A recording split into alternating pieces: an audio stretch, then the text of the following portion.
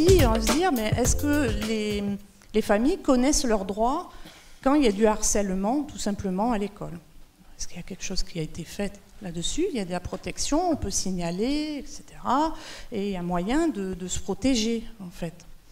Donc on se dit, bon, on va lancer sur le harcèlement. Et la violence, pourquoi pas? Et donc on les lancé là-dedans. Voyons si les 10 sont touchés et est-ce qu'ils connaissent leurs droits. On a lancé ça, je crois, un mardi, avec un pont au milieu. Au bout de 3 jours et demi, 1500 réponses. Alors on s'est dit, oh là là, en plus le pont, enfin, on s'est dit, ça veut dire que si on avait laissé courir l'enquête, ça veut dire qu'il y aurait eu beaucoup de remontées. Alors 1500 réponses en 3 jours. On s'est arrêté là pour que le défenseur ait des témoignages et on a fait une synthèse de cette enquête, mais on est allé au-delà, et Laetitia vous en parlera. On a confié les résultats, les réponses à un labo de recherche à Toulouse. Elle vous dira exactement quoi. Donc, pour tout vous dire, on a conçu l'enquête et on s'était arrêté en se disant, on va s'interroger, est-ce qu'il y a de la violence entre enfants, à la récré, dans la cour, dans la classe? Puis quelqu'un m'a dit, mais il faudrait rajouter s'il y a de la violence aussi de l'adulte vers l'enfant. Je dis, oh non, quand même pas. Hein. Ouais, voilà. Et alors, pour tout vous dire, il y a quelque chose qu'on n'a pas mis, c'est le suicide, les envies de suicide. Et je pense que c'est une erreur. On aurait dû demander, est-ce qu'il y a eu des mots prononcés sur le suicide? Donc on n'a pas cette remontée, mais je pense qu'on aurait été surpris. Parce que dans les commentaires, les témoignages, on a la notion j'ai envie de me foutre en l'air, etc.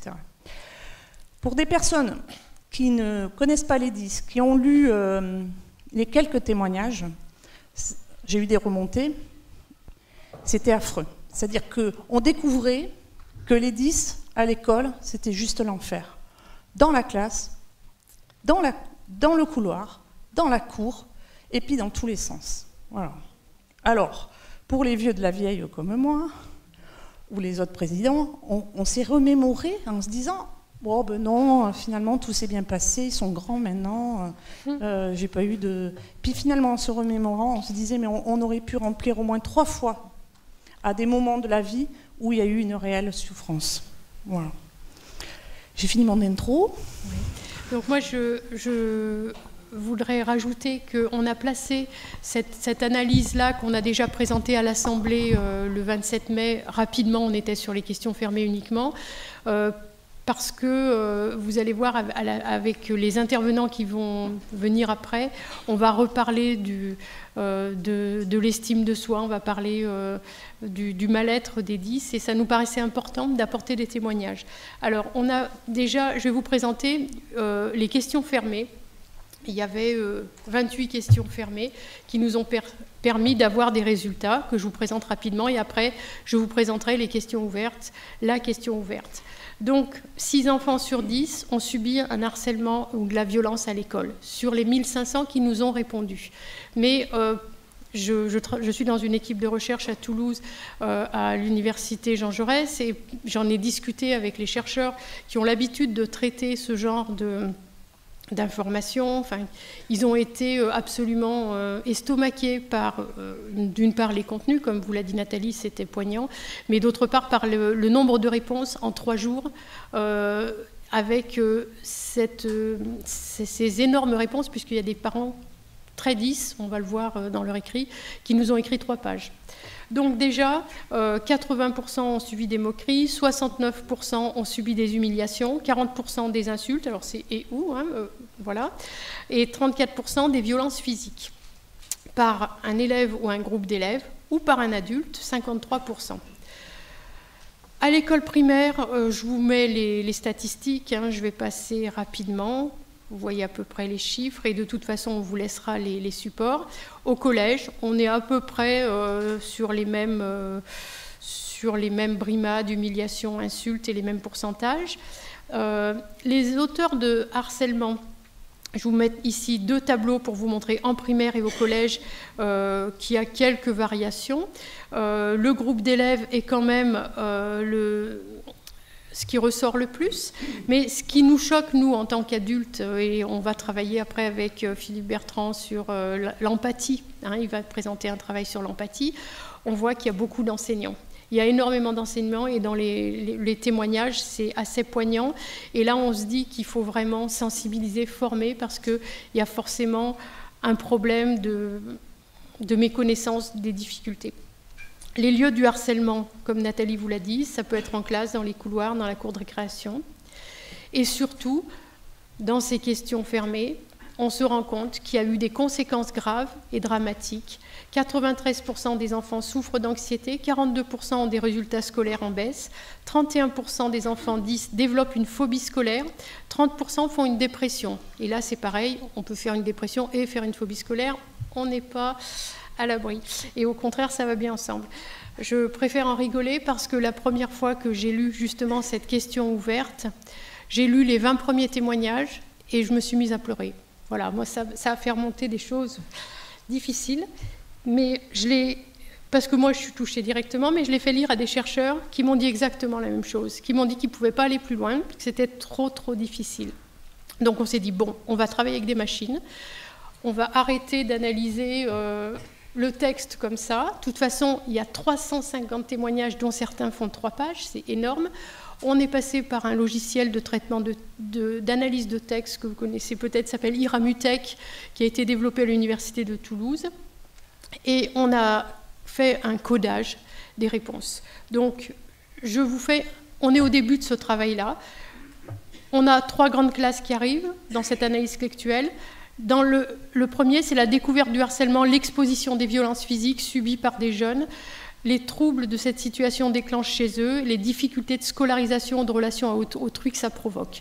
Là, c'est les plus gros témoignages avec, je vous mets 3 exemples, j'aurais pu vous en mettre 40, 50. Depuis cette année scolaire, notre fils est rejeté par ses pairs, isolement.